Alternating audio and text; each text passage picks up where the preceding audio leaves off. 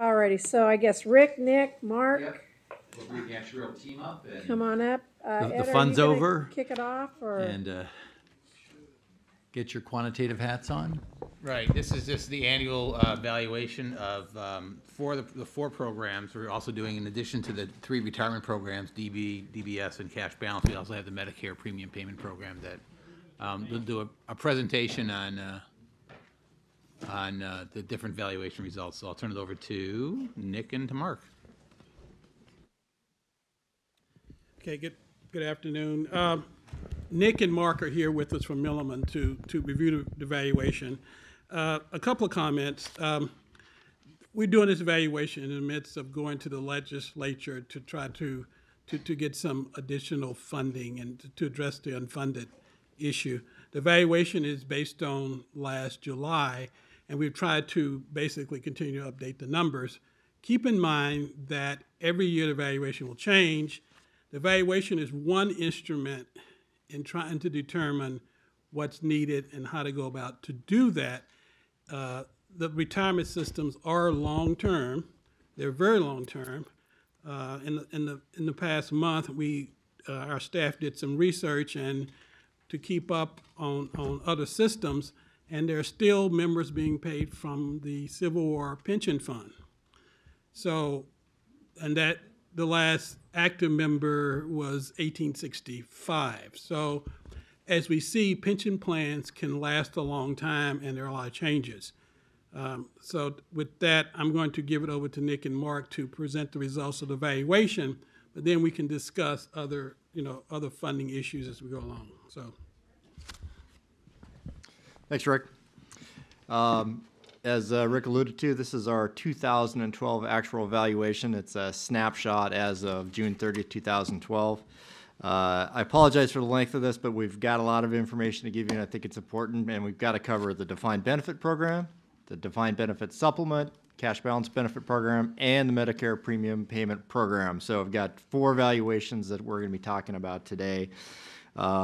With the valuation, we're basically talking about two key things. We're talking about a measurement of assets and liabilities and how they compare, and secondly, looking at the assessment of the funding sufficiency. We'll start off here with the DB program. I think you're going to hear me say this a lot, but really there's not too much new here. I don't think there's anything that's going to be a giant surprise to you guys based on what we've been talking about over the last several months. It's pretty much a similar story. As we look at it, we see the funding ratio decreased from 69 to 67%, and that was primarily due to the recognition of asset losses from prior years and the current years.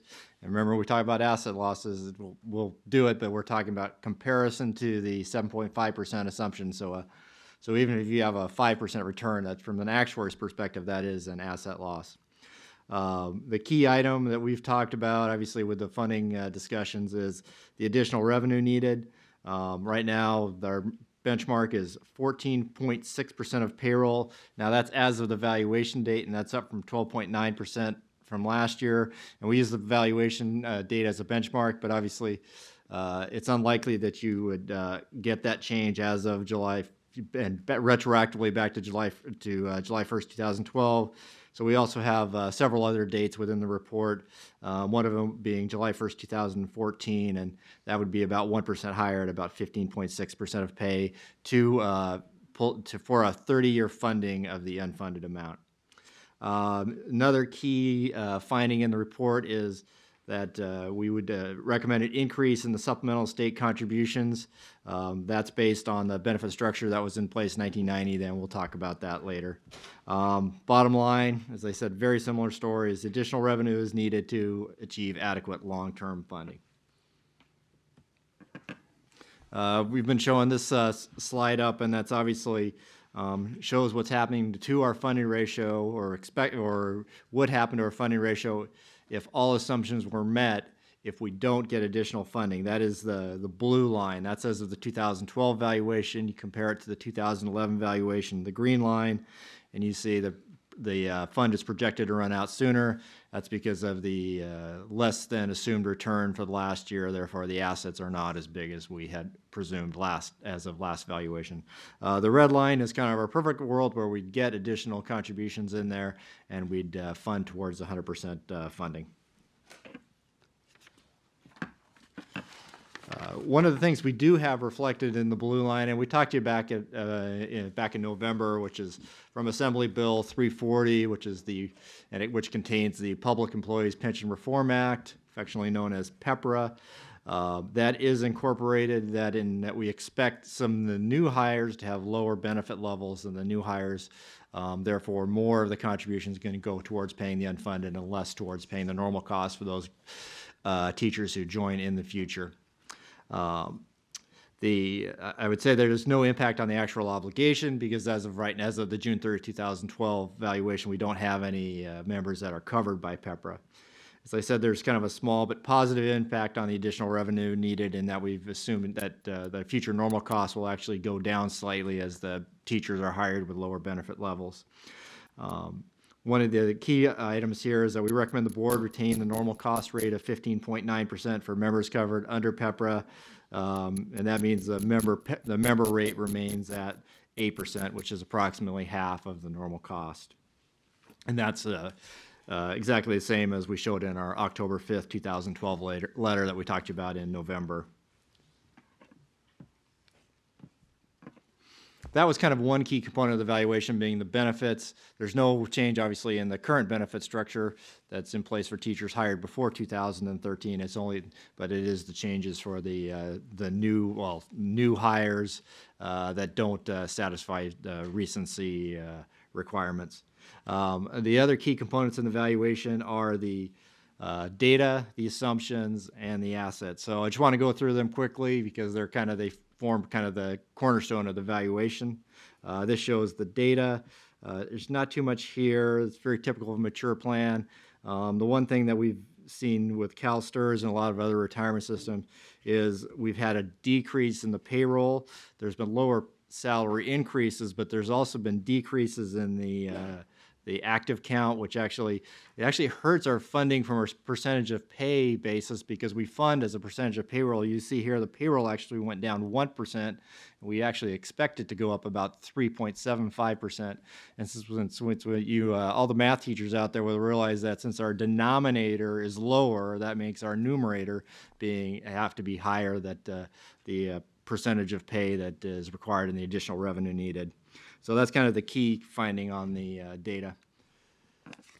Actual assumptions, basically nothing here. Obviously, it's a very key impact on the valuation, but we've obviously had quite a bit of discussion about that and the 7.75% investment return assumption having probably the most significant impact that we've discussed in the past and adopted for the 2011 valuation with no change for this valuation. So kind of combining our benefits, assumptions, and assets, we calculate our actual obligation. And the last piece of the puzzle is the actual value of assets. We use a 3-year smoothing method, and currently that's deferring about $9.4 billion. That means our market value of assets is about $9.4 billion less than our actual value of assets, which is about our market value is about $135 billion, I think, and the actual value is about $144 billion.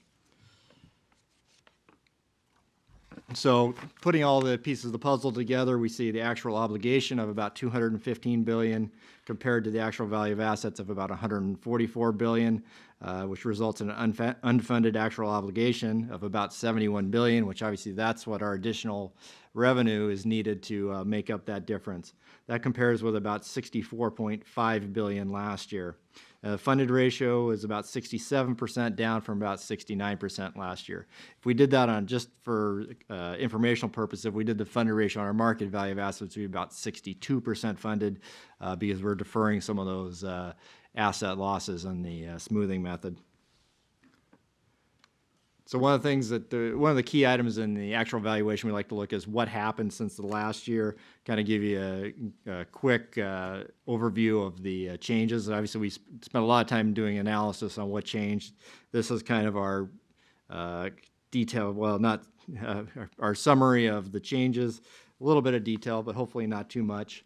The first thing you see, we started at 69.1%, and we actually expected to go down 1% because of the underfunding. We don't have sufficient contributions, and just the way it plays out, we'd expect the contribution rate, the funded ratio to go down about 1%, consistent with that graph I showed you earlier, and that would continue to increase if we don't get additional contributions. Now, if we got additional contributions like the 30-year funding that we're talking about, that would change in the future, and we'd expect to see increases in the funded ratio instead of decreases. Obviously, the key drivers we've talked about is the assets. We see about a 2% 2% decrease in the funded ratio due to loss on the current year assets and on the prior year assets, as you see broken down there. We also put, just as a line item, the impact of PEPRA. Just the point is that PEPRA does not impact the funded ratio because we don't have any new members under PEPRA, so that doesn't affect the actual obligation and doesn't affect the assets. It does have a small impact on the additional revenue needed that Mark will talk about later. Salary variation, that is, the salary increases were less than expected, consistent with what we've seen in other retirement systems. Probably not a surprise to you, because we assume salaries go up on average about 3.75%. That results in a gain that the obligations aren't as big as we expected, and that helps the funded ratio. All told, we see about a 2% decrease to take us to about 67% funded ratio. All right, so this graph is a little busy, but I think it's got a lot of interesting information. It's really just for informational purposes, but as we've talked about SCR 105, one of the things we've discussed is how the investment returns have really had a key impact since 2000 in resulting in a decrease in the funded ratio, and we kind of wanted to quantify it here. I will try to step you through this graph, but if you do have any questions, feel free to ask them. If we can start with the red line there, that shows the funded ratio. Now, I've shown that on a market value basis just because it's kind of easier to see the year-to-year swings and when the big market decline hit and how that affected the funded ratio. And you need to look at the right axis on that. So if you look on the right, you see the funded ratio from 0% and 20% increments up to 120%. So if you look in 2000, that red line was over 120% on a market basis, but it took a very big decrease in the first year. And now those bars say why that decrease occurred. And you can see it was about 50-50 between the blue being the investment experience and the green being the benefit changes. Obviously, benefit changes increase the obligations. The investment return lowered the assets, and that significantly decreased the funded ratio. And you see investment experience, obviously 2001, 2002, 2003, we knew were, 2000 through 2002, we knew were bad years for investments all around. As you can see, that kind of drove our funded ratio down to about 75%.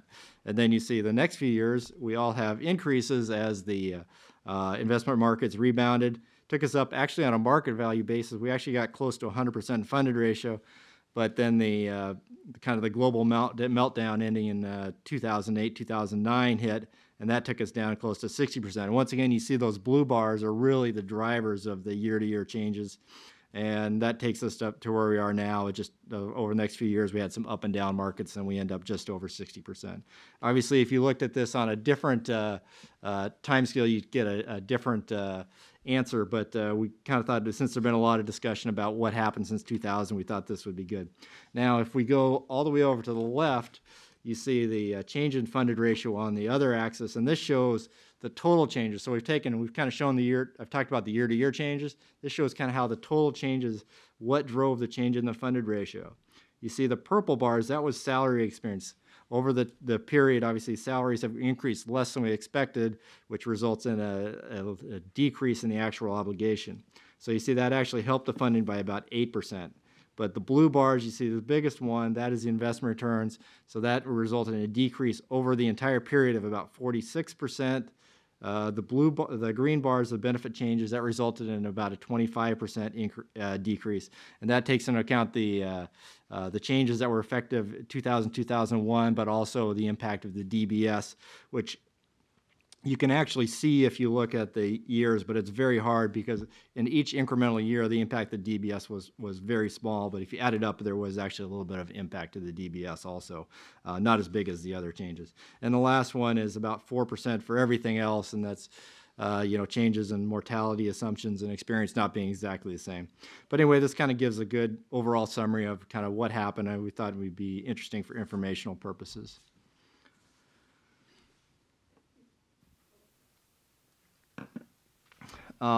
Next, we perform a separate valuation of the 1990 benefit structure. As you're aware, that's under Education Code 22955B. We have the actual obligation under that is based on the old benefit structure that was in place in 1990, which is actually a fairly straightforward calculation for us. It's a little more complicated. So we also have to calculate the assets as if there were no benefit changes, no changes in the contribution rates. So that's sort of, we calculate a hypothetical value of the assets that would have been, that the CalSTRS would have been if all these other changes hadn't taken place, including the changes in the benefits. Once we've done that calculation, we do a two-part test that's specified in the Education Code. We look at the normal cost, and the first question that's asked there, is there a normal cost deficit? That is the 16% that the 8% employer and 8% employee that was in effect back in 1990, is that greater than the normal cost? And the answer to that one is yes, because the 16% is greater, which means that there is not a normal cost deficit.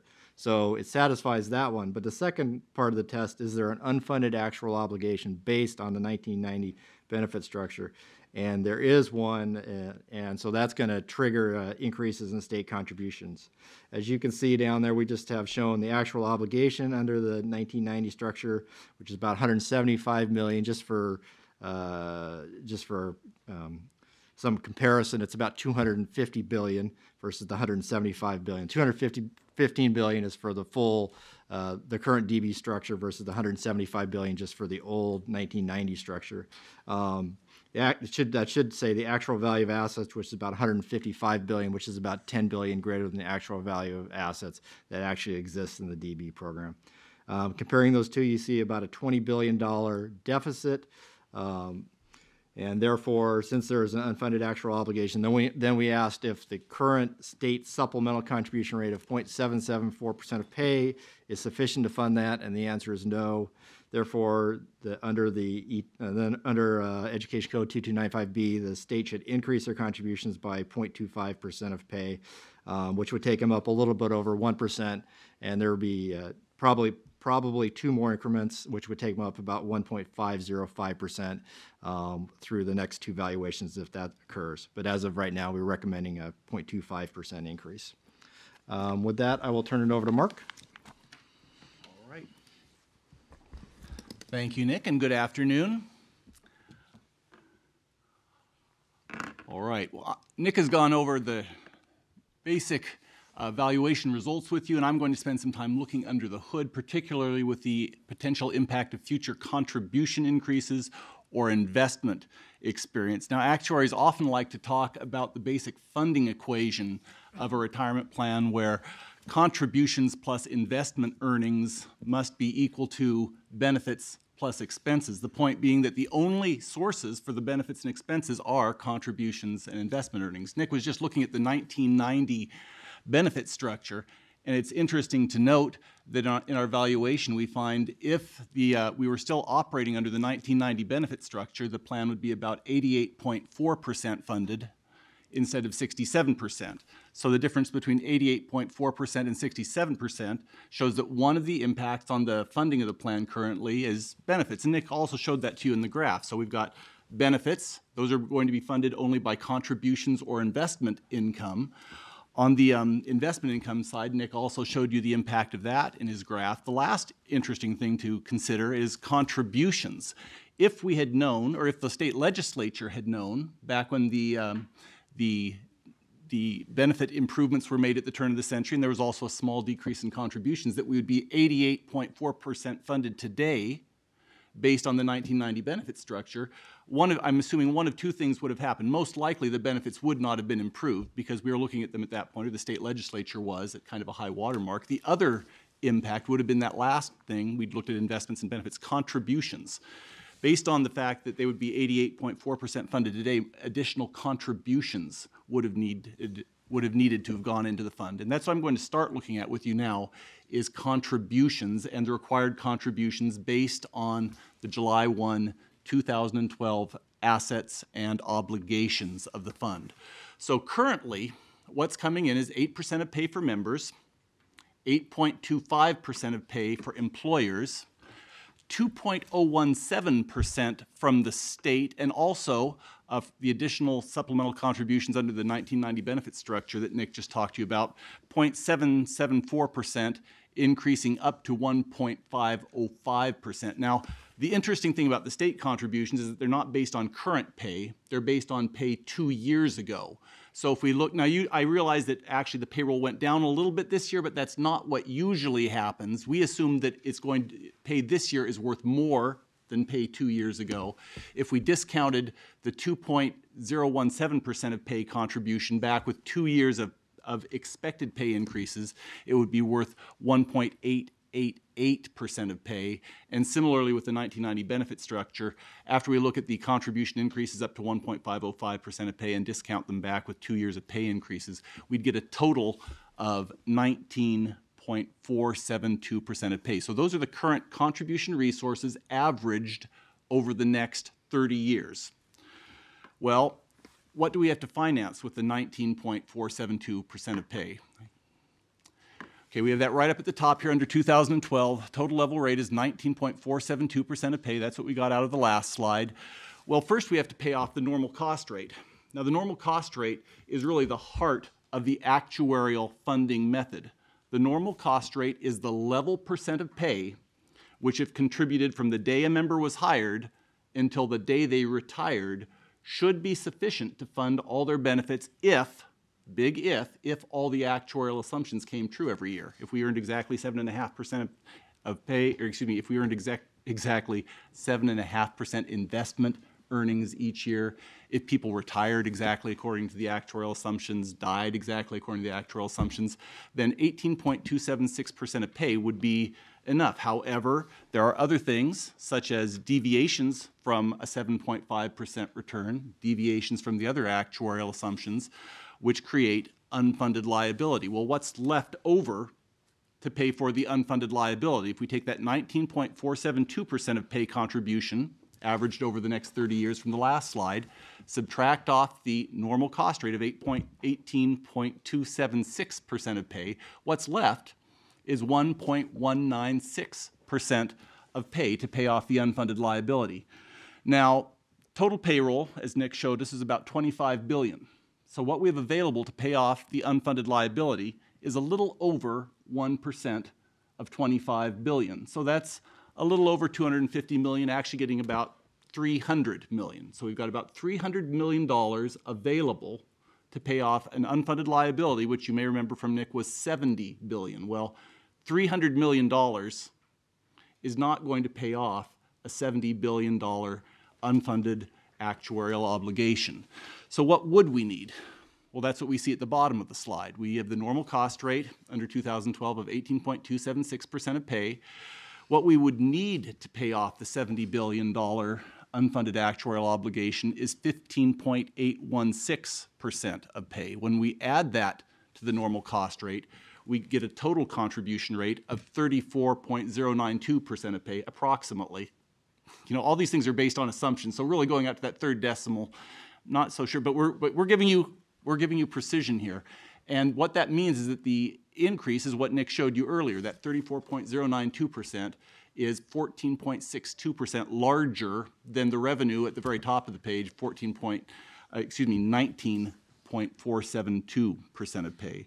Well, last year, if you look at the bottom line under 2011, we're at 12.9% of pay. So the question is, how do you get from 12.925% of pay to 14.62% of pay?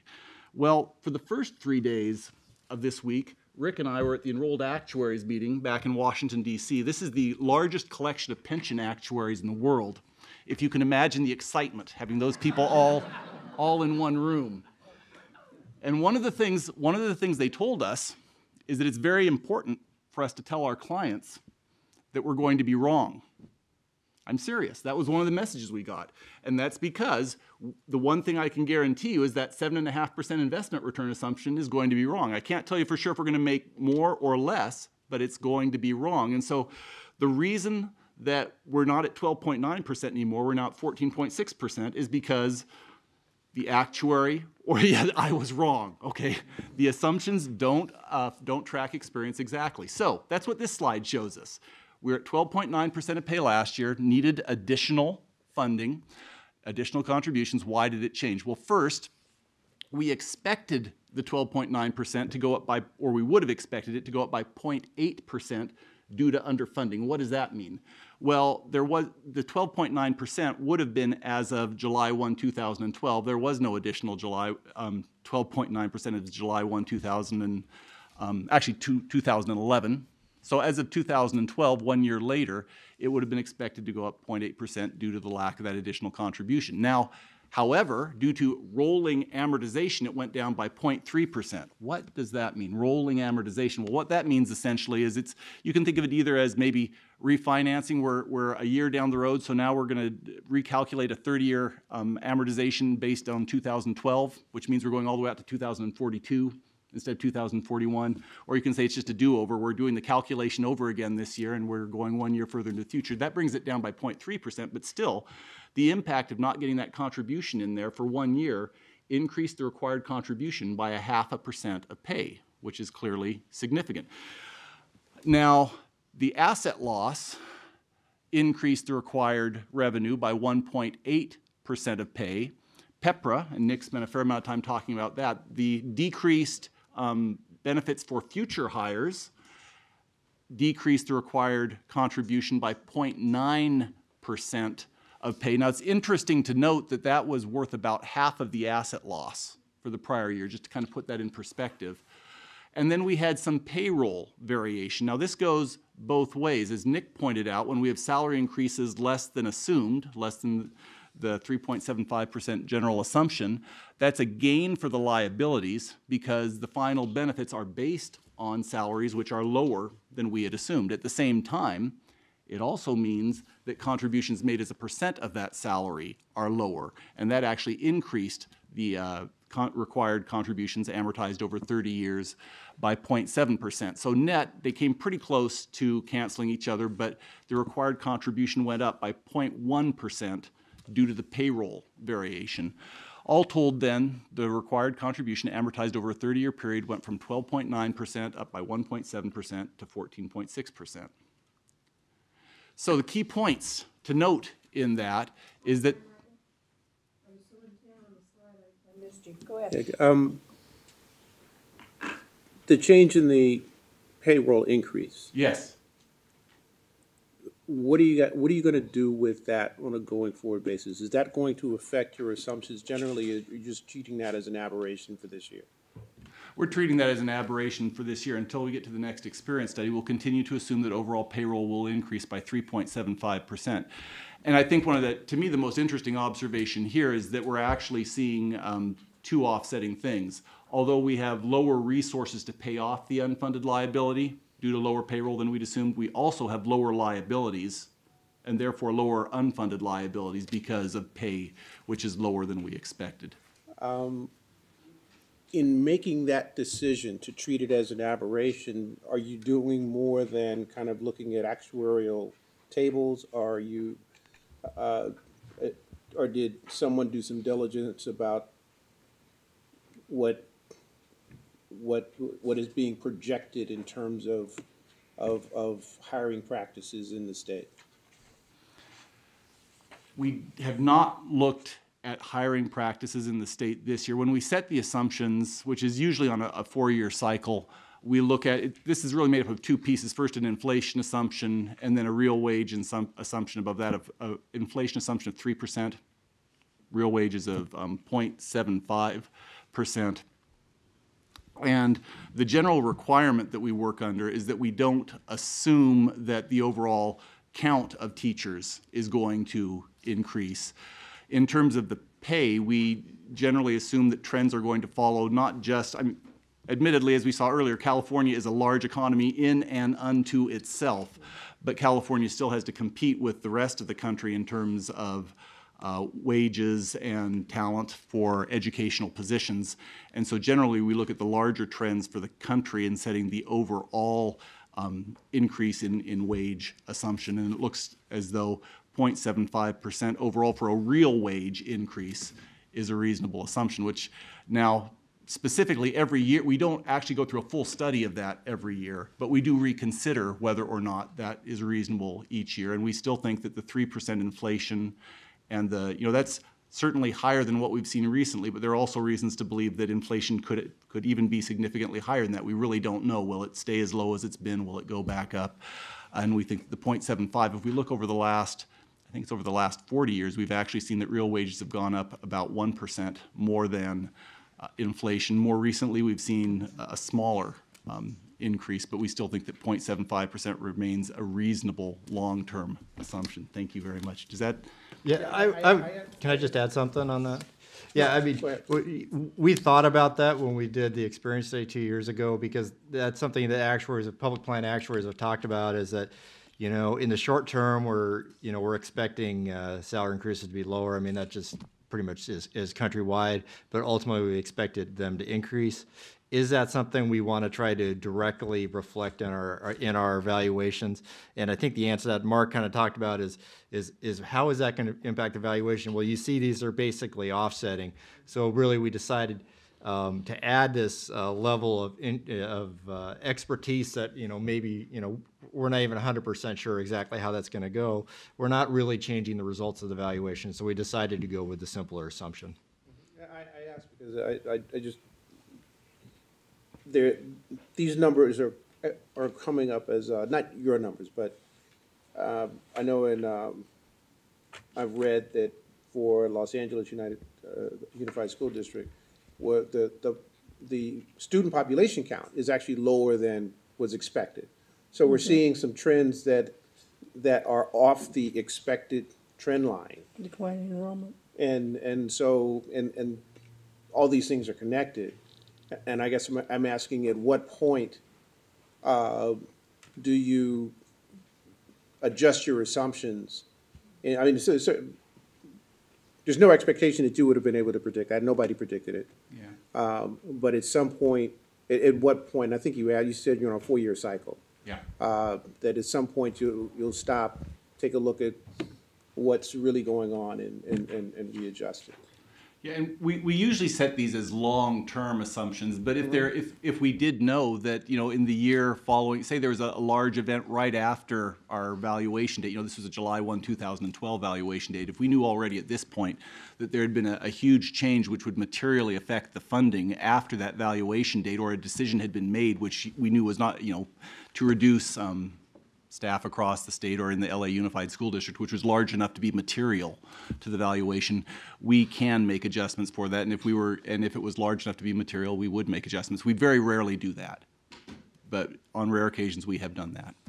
Yeah, and I might add, our data is large enough. We actually do look at the actual data. So the actual salary data will be, every 4 years will be looked at, and adjusted. And we did go down in the overall payroll assumption in the last study, and if it continues, we have to go down again to reflect that.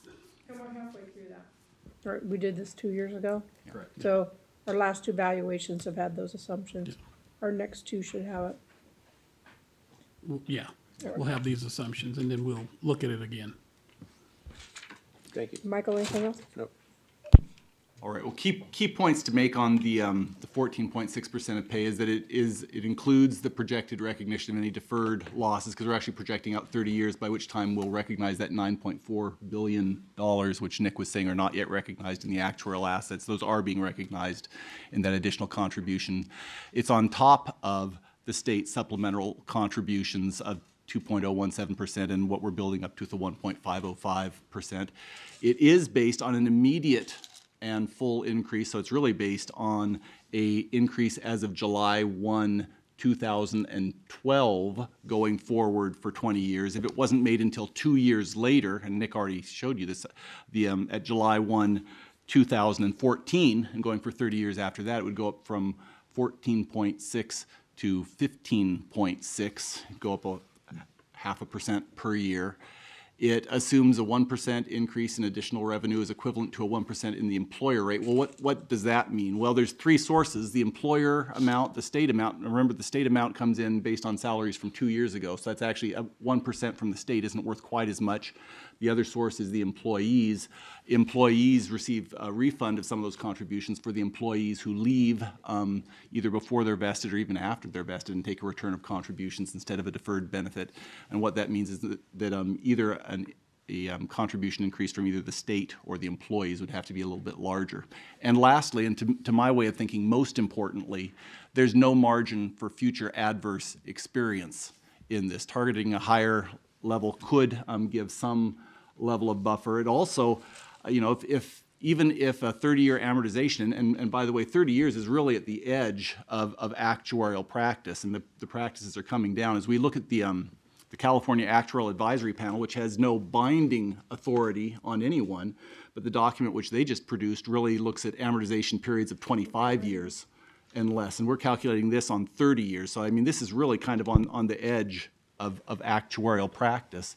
But even then, even if we were in 7.5% going forward, it would depend on the order of the returns. And what I'm saying by that is if we earn less than 7.5% for the next couple years, we'd come back to you we'd come back to you in 2014 saying, well, even though there was an increase, which we said would be a 30-year amortization, we didn't earn 7.5% over the short term, and now we have more than a 30-year amortization. Anyways, no margin. So moving on, more key points about additional revenue needed. It's based on additional contributions starting at the valuation date. If it was as we said earlier, if it was 2 years later in 2014, instead of 14.6, it would be 15.6. If we went all the way out to 2027 without a contribution increase, we're up to the 23% of pay. So all this is saying is the longer it takes to find a solution, the more expensive it gets. Sometimes we've heard, you can pay me now, or you can pay me a lot more later. It makes a difference when the contribution increase goes into effect.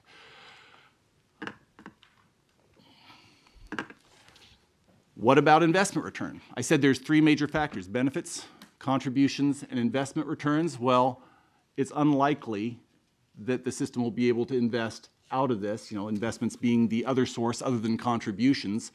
In order to attain a 30-year amortization period, it would require over a 1-year period, 61.4%. So we'd have to get 61.4% for 1 year, followed by 7.5% for 29 years, or 17.2% for 5 years, followed by 7.5% for 25, or 11.2% for 15 years, followed by 7.5% for the remaining 15, or 9.9% over the whole 15 years. Now, that's not impossible, but we would say it's very unlikely. That's clearly not a plan. That gets down to other things. So this is actually one of my favorite charts, and that's why we save it till so close to the end. Now, this is one of my favorite charts out of it because it gets back to, you could say, how wrong are the actuarial assumptions going to be? Well, we're assuming a best estimate of 7.5%, and that gives us required additional contributions of 14.6% of pay. Here we see what happens if you add or subtract, or if we earned 0.25% higher or lower, or on the edges, what about our 25th and 75th percentile returns? Now, these are based on PCA's 2013 capital market assumptions, and actually they're 10-year assumptions, so they're not exactly appropriate to looking out 30 years, but they provide a good illustration. So we present this as a good illustration. Well, let's look at the good side. There's a 25% chance of earning 8.5% or more. Well, in that case, instead of 14.6% of additional contributions, we'd only need about 7.5%. Unfortunately, at the 75th percentile, we're down at 5.1%. If we were only to earn 5.1% for the next 30 years, then we'd have to have additional contributions of over 35% to pay off the unfunded liability. So again, this is getting back to the point that we give you these best estimate numbers based on one set of assumptions, one investment return. The truth is we don't know, we don't have a crystal ball to know what the exact investment returns are, and depending on what those investment returns are, the required contributions could be quite different. If we'd known back in 2000, if the legislature had known back in 2000 what the returns were going to be between 2000 and now. They would have either required more contributions or not made the benefit improvements. Similarly, we don't know at this point what the actual returns are going to be going forward. That takes us to SCR 105. We provided some numbers earlier in the year showing that a 15.1% of pay would be increase would be needed as of 2014 to amortize over 30 years. We revised that to 15.6% with this valuation. The reasons for that difference were the lower payroll and the difference between the estimated return, really the difference between the way actuaries calculate the return and the way investment professionals calculate the return. Again, though, the one thing I'd really like to emphasize is that of the alternatives that were provided in response to SCR 105, the only ones which really meet our minimum standard of 30-year amortization would be the 15.6% one-time increase, or the one that had 3% increases going out to 30-year amortization, which was 17.2% of pay total by the time we got out there, and that would now be adjusted to a somewhat higher number. And I really have to emphasize that from a standpoint of actuarial standards, those 30-year amortization ones are really the only ones that meet our test. So, finally, in conclusion, we need more money. And that's about what this slide tells us. You didn't think I could get through a slide that quick, did you? So, are there any questions on the DB valuation before we move on? Okay. Paul? Thank you. Very interesting. And I guess I'm a little confused. The last slide said the conclusion is we need more revenue. But I want to go back to slide 11.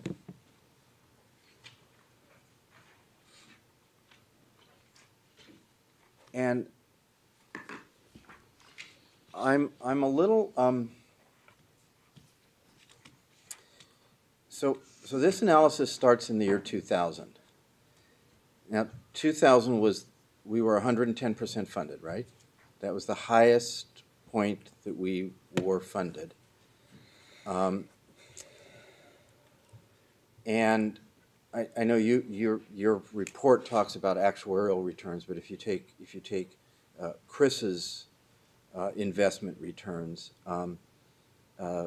from that point until 2012, we earned about 4.6%. So we earned a lot less than the 7.5. So we can certainly expect that when we go from the high and we have a period of time, an atypical period of time when the investment returns were on the decline in a cyclical period of time, that we would see a dramatic decline in our funded ratio, and we could say then that the reason is because of poor investment returns. But I'm curious as to why because we say in a lot of documents, including you say in your report, that the reason we have a funding problem is poor investment returns. At a time when we're trying to argue that what we actually need is we need additional contributions. So if you look prior to 2000, you look from 1993 through 2012, we actually earned 7.5%. So over that 20-year period, we earned precisely what we now think we're going to earn. And yet our funded ratio went from 84% in 1993 to 67% today. So that seems to me to be holding the investment return constant. It's where we said it should be, 7.5%. Over 20 years, we earned precisely the 7.5% that we think we should earn. And we went from 84% funded to 67% funded. Now, part of what happened was the reason that we went up so high is because we'd earned almost 13% per year from 93 through 2000. So I'm wondering why we're viewing the source of our problem based on an extremely atypical number of years, when we in fact have a larger period of time, the last 20, that precisely equate to the investment experience that we say we should expect. And so what I don't understand in this is I don't see any place in this an explanation that part of the reason was insufficient contributions. And yet it seems to me that the 20-year experience of earning exactly 7.5% and dropping from 84 to 67 either says that it is, as you note here, benefit changes or lack of contributions. And I'd just like to comment on that, because I think we want to make the case that we haven't had sufficient contributions. Not say that the problem is that, you know, CalSTRS has unrealistic investment assumptions. I mean, if you say the problem is that we earn too little, well, maybe we should be reducing our investment assumption. You know, maybe the 4.6% that we earned in the last 13 years should be our investment assumption. But I don't think that's what you're suggesting, and I'm not sure that's where this board is going. So it seems to me that a lot of it really had to do with the fact that the contributions have not been sufficient for the benefits that have been promised. Well, if I can add before the actuaries do, I just, I'll let them parse the variance and for that discussion. But I do want to come back to the communication point, because I think that's just as relevant as the actuarial piece of it. At least I believe we've been honest to the issue. In fact, I think every letter that we send the governor and Department of Finance and the legislature does reference the degradation of the ARC. And when we sit down and have meetings with influentials, we show the history of the degradation of the ARC payment. So that is important to us in the conversation. I don't know that it's, I'll let Mark respond whether that's accounts for how much of the actuarial variance there that is, but it is most definitely a key statistic we use, because if you look at some of the national case histories where problems have occurred, Paul, it is in fact where that consistent underpayment of the ARC has been a key driver. So we have tried to incorporate that in speaking points on key documents.